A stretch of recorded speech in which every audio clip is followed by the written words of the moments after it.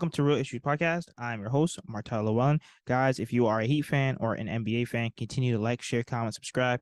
Continue to sub to the channel as we grow and as the Miami Heat continue to play games throughout the season. Now, former point guard of the Miami Heat, Carlos Arroyo, had some comments about Kyle Lowry and his play of late. I guess he was on a podcast and they asked him about the Miami Heat and Kyle Lowry, and he said in a quote, "I don't know, man," Arroyo said. "I hate to see that Kyle is not the same Kyle. They depend a lot and so much of him. His three-point shooting and his consistency hasn't been what we've seen in the past. So I think they'll struggle because they need Kyle to play at a top level."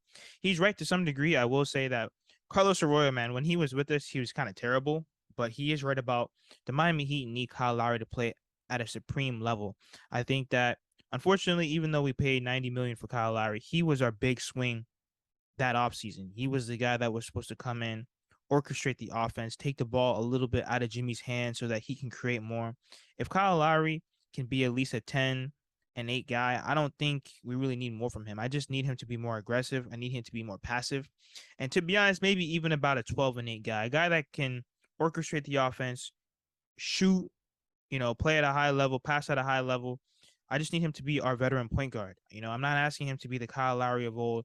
I don't need him to be the Raptors Kyle Lowry because I don't think that's coming back. I just don't like his attitude in terms of him getting in shape and his overall attitude towards being passive and just not being aggressive. Like, you were our big move. Jimmy Butler, he brought you over here. I understand that you want to create for other people, but we need you to be Kyle Lowry. We need you to score when the offense gets dry. We need you to be able to create offense. We need you to get people involved. Force Bam Adebayo to be more aggressive and get on people. Be the veteran point guard that we brought you over here for.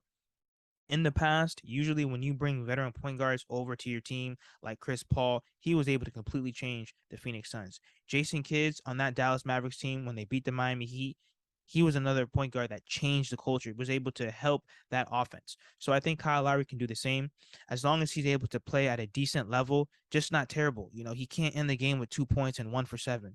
He has to be able to play at a high level for this Miami Heat team to go far. We do see glimpses of it. Throughout these past few games, he has played up to par somewhat. It just needs to be consistent. Like Carlos Arroyo said, his three-point shooting has to be consistent. His overall play and impact. I think just as long as he's able to impact winning and not have terrible plus minuses, have terrible shots from the field, as long as he can impact winning and be the quote-unquote QB1 that everyone keeps calling him, that's all we need from him.